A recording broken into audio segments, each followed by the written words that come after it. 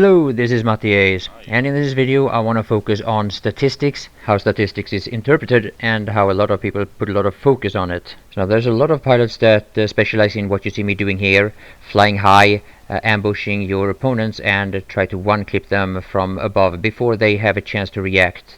Now the best way of doing this is by having the Racer airframe, and as far as I know, the best ESF to do so with is the Reaver, due to its fastest time to kill with the rotary and its strongest afterburner. Now if you do this a lot and this is the way you fly, then this is one of the ways that you can make your accuracy really high, and a lot of people that look into accuracy as the same thing as having a good aim, this will make you look like your aim is really good. So now you rarely see me uploading videos of me one-clipping opponents from above like that, because even though I do it when I get a chance, I don't think it makes that interesting content. And it's not a playstyle that I specialize in. So now aside from the whole ambushing and shooting your opponents before they have a chance to react, having most of your engagements at close range is also going to give you a much higher accuracy compared to mid-range and long-range engagements. So now as much as this is true with infantry and ground vehicles as well, there are some differences that are unique to flying and all the other classes as well. Now I normally don't focus that much on statistics in my videos and in my balance discussions, because I consider it to be quite irrelevant, and this goes back to my esports experience from a few years back that made me start ignoring all these numbers. However, statistics is almost always brought up in every discussion that I have ever been part of when it comes to balance and when it comes to determined skill and some such. And I have to admit, many times in many discussions I have been quite condescending to a lot of players that wants to refer to statistics when they want to prove their points. This is my mistake and I do apologize for it. Everyone has the same right to give their input in all discussions, regardless of how much experience you have and where you're coming from, how much time you spend with the game and some such. We all come from different backgrounds and we all play the game for different reasons. That doesn't mean that one person's opinion is more important than another person's opinion. Now some players will adapt their playstyle in order to make their statistics look better, and that's all fine. Everyone should play the game the way they want to, and if you really care about getting a high accuracy, then focus more on your aim, less on your dodging, and get close to your opponent. And avoid taking shots like this. Here I missed an entire clip on this mosquito, and that will of course be added to my hailstorm accuracy. And personally, I don't care at all what people read into my statistics in terms of accuracy. But the problem is when the statistics is the only reason for any balanced decisions. A few months back I made a few videos and a few posts about the sight being the best ESF in air-to-air combat. Now the reason why we draw this conclusion cannot be shown in a video made on the live server. Any ace pilot can make any ESF look really good. Nor did we even consider looking at any statistics in order to determine this, because the statistics of the Empire-specific fighters will also be determined by any other Empire-specific weapon.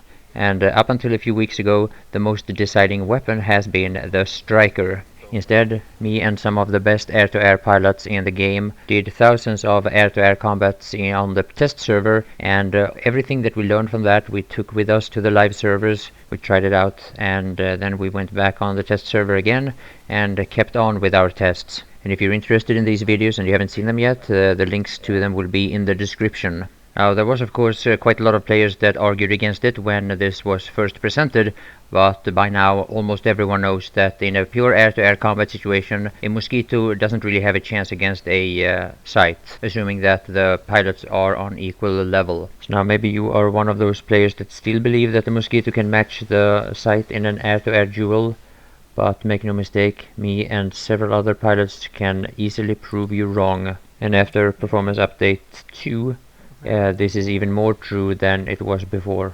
The problem is that in the statistics you have a lot of sites being chased away or killed by the Striker, and you also have a lot of mosquitoes being able to chase sites and reavers just because they have been locked on. Therefore they get a lot of easy kills, and it shows in the statistics as if the mosquito is better than it actually is. Check this out, by the way. Yeah, what did I make a video of? Yeah, he almost killed me with C4 there. I really want to get a kill like that one of these days, but so far it's never happened. So now there's another part of statistics that really throws off the developers, I believe, and that is the lock-ons that I've been mentioning before. Now, first of all, lock-ons is probably the most skillless and boring and game-breaking part of a game like Planetside 2. Not even shotguns and grenade launcher is as skillless as lock-ons, and that is saying a lot. And what I just said, it pisses a lot of people off, and I'm probably gonna get flamed for it a bit, but this is actually the general opinion among almost all experienced pilots, and probably most of the experienced vehicle players on the ground as well. This will just make everyone use lock-ons Yeah. after this whole... Yeah. But I mean, we have to deal with lock-ons all the time anyway. Yeah, now they'll get to feel how it feels for us. Like, should we just go to like a German amp station? It's, like, MattiAce an engineer and everyone else is striker, and you just lock on everything that they... There's a whole half-an-hour video about that. I'm gonna... Yeah, I know it actually did that. Let's go It's like... get those rear or something. So now, because the lock-on missiles are so hated by a lot of the most experienced players, most of us experienced players don't really use it. Therefore, they are quite low in the statistics that SOE refers to when they make their balance changes, and it looks as they are less effective than they actually are.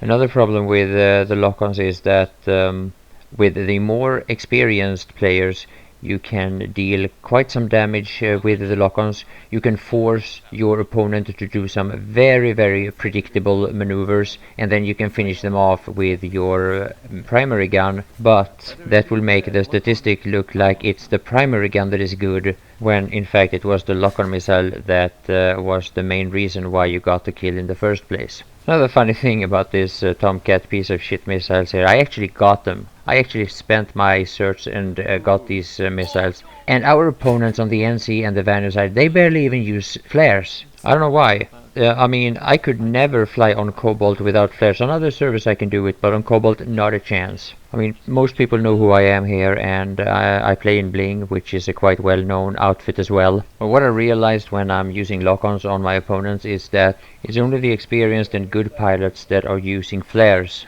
And it makes perfect sense, because they are of course the ones that are going to be locked on by ground-to-air lock-ons and by air-to-air lock-ons as well. You are very well, yeah. Can you help me? I wanna watch him kill you. Damn, he didn't. You can't kill him, Mosimos, he's the best ESM so far. You see? You totally owned that guy. Yeah. It was a fair 1v1.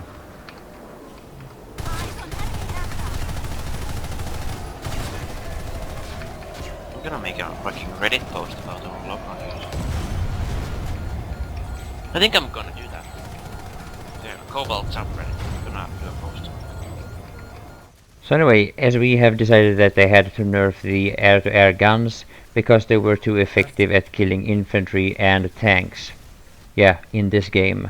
In this game that I'm playing right now, the air-to-air guns were too effective against infantry. So I started playing Max a few weeks ago, maybe a month ago, and yeah, that's when I realized how overpowered ESFs are against infantry players. It's in situations like this. Oh, Matti, it's the TR Max that is overpowered. You could never do this with an NC Max or a Vanu Max. The NC Max has no range, and the Vanu Max is useless without Zoe. Don't even go there, guys. Don't even go there. The NC Max has ruled the biolabs since beta, and the Vanu Max, I just used it today or yesterday. After trialing the blue shift on my right arm, I also trialed the whatever weapon is default on the left arm for my right arm, and you just destroy infantry with that one as well. Oh no, they killed me, my resources, what am I gonna do? Doesn't matter, I'm a Max, I will just get revived. Now, since the developers felt that the ESFs was overpowered, I would like to see one of the developers match this with an ESF that I'm doing with a Max right now. I'd like to see it, you know. Explain to me why ESFs are overpowered. So anyway, guys, I'm sorry for my frustration over the latest patch, but I really don't understand the balance decisions here. But thank you all for watching, and bye for now. Oh, I'm gonna use this infantry player.